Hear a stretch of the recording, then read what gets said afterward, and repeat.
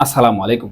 International crisis group বা ICG এর সাম্প্রতিক প্রতিবেদন the dangerous of A Rohingya insurgency, যেখানে বলা হচ্ছে রোহিঙ্গা ক্যাম্পে সশস্ত্র গোষ্ঠী তৈরি হচ্ছে, আরাকান ও সীমান্তে যুদ্ধ চলছে।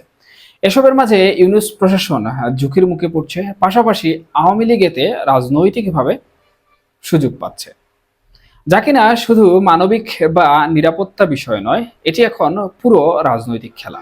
চলুন জেনে আসি বিস্তারিত।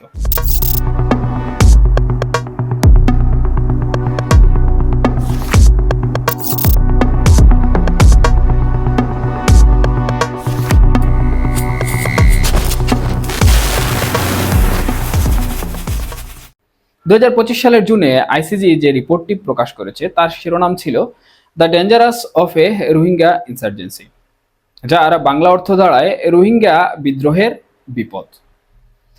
এই রিপোর্টে তারা সরাসরি বলেছে, বাংলাদেশের কক্সবাজার রোহিঙ্গা ক্যাম্পগুলোতে এখন নতুন করে জঙ্গি গোষ্ঠী তৈরি হচ্ছে।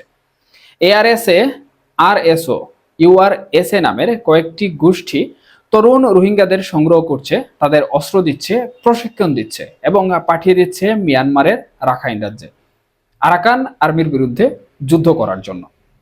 একসময় যে ক্যাম্পগুলো শুধু আশ্রয় শিবির ছিল, সেখানে এখন তৈরি হচ্ছে সশস্ত্র যোদ্ধা। এটি শুধু বাংলাদেশের বা মিয়ানমারের বিষয় নয়, এটি এখন একটি আন্তর্জাতিক নিরাপত্তা ইস্যু। আরাকান আর্মি গত কয়েক বছরে মিয়ানমারে শক্তি অর্জন করেছে। তারা রাখাইনের বেশিরভাগ এলাকা নিয়ন্ত্রণও করে রেখেছে। তাদের বিরুদ্ধে যুদ্ধ করছে রোহিঙ্গা বিদ্রোহরা, আর সেই যুদ্ধের লোক যাচ্ছে বাংলাদেশের ভেতর থেকে। এই সংঘর্ষের ঢেউ বাংলাদেশের সীমান্তেও এসে পড়ার সম্ভাবনা রয়েছে। সীমান্ত এলাকায় দেখা গেছে গুলি, মাইন বিস্ফোরণ, রোহিঙ্গা নিহত হওয়ার ঘটনা।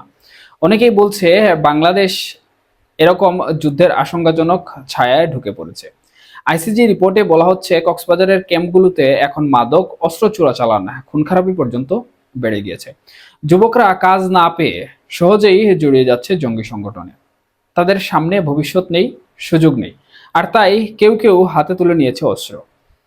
একটি সময় আন্তর্জাতিক দাতারা ক্যাম্পে প্রচুর সাহায্য পাঠাতো, কিন্তু এখন নিরাপত্তাহীনতার কারণে অনেকেই দূরে সরে যাচ্ছে। এই অবস্থায় বাংলাদেশের বর্তমান সরকার অর্থাৎ ইউনূস প্রশাসনের উপর চাপ বাড়ছে। সরকার দাবি করছে সবকিছু নিয়ন্ত্রণে আছে, কিন্তু আইসিজি, ইউএনএইচসিআর এবং ইইউ এর প্রতিবেদনে বলা হচ্ছে পরিস্থিতি ভয়ঙ্কর হয়ে উঠছে। আন্তর্জাতিক সংস্থাগুলো উদ্বেগ প্রকাশ করেছে ইতিমধ্যে।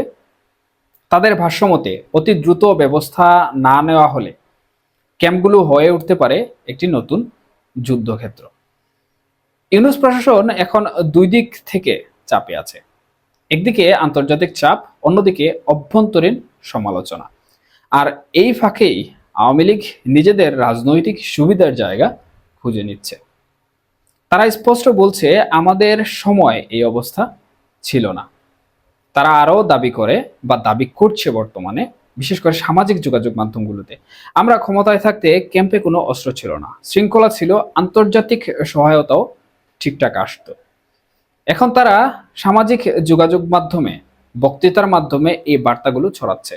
আওয়ামী লীগ গেলে দেশে অস্থিতিশীল হয়ে যায় বা দেশে অস্থিতিশীলতা বাড়ে। সুতরাং বোঝা যাচ্ছে রোহিঙ্গা ইস্যু শুধু আর মানবিক সংকট নয়, এটি হয়ে উঠেছে একটি রাজনৈতিক ইস্যু। ইউনূস সরকার এখন প্রমাণ করতে হবে তারা পরিস্থিতি সামলাতে সক্ষম। আর আওয়ামী লীগ চেষ্টা করছে জনগণকে বুঝাতে তাদের ছাড়া দেশ চলবে না। এখন যদি ক্যাম্পে সংঘর্ষ বাড়ে, সীমান্তে আরও ঘটনা ঘটে, আন্তর্জাতিক মিডিয়া বাংলাদেশ নিয়ে নেতিবাচক খবর ছড়ায়, তাহলে অনেক সাধারণ মানুষ ভাবতে পারে আবার আগের সরকারই ভালো ছিল। আইসিজি রিপোর্ট কিছু গুরুত্বপূর্ণ বিষয় তুলে ধরেছে, যেমন ক্যাম্পে কমিউনিটি নেতৃত্ব গড়ে তোলা, যুবকদের জন্য প্রশিক্ষণ ও কর্মসংস্থানের সুযোগ বাড়ানো, আন্তর্জাতিক পর্যবেক্ষণ বাড়ানো এবং সবচেয়ে জরুরি নিরাপত্তা নিশ্চিত করা।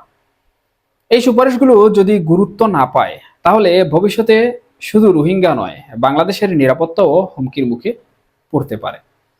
সারসংক্ষেপ যদি আমি বলি, তাহলে বিষয়টি এরকম দাঁড়ায়, রোহিঙ্গা ক্যাম্পে অস্ত্র, সংঘর্ষ ও বিদ্রোহ বাড়ছে।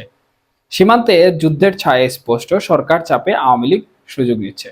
আন্তর্জাতিকভাবে বাংলাদেশ এখন পর্যবেক্ষণের নিচে। রাজনৈতিকভাবে এই ইস্যু সামনে নির্বাচনকেও প্রভাব ফেলতে পারে। আপনার মতে এই সংকট সরকার কিভাবে সামাল দিতে পারে অবশ্যই জানাবেন। আন্তর্জাতিক চাপ ও রাজনৈতিক সুযোগ, দুইয়ের মধ্যে বাংলাদেশ কোন পথে যাবে?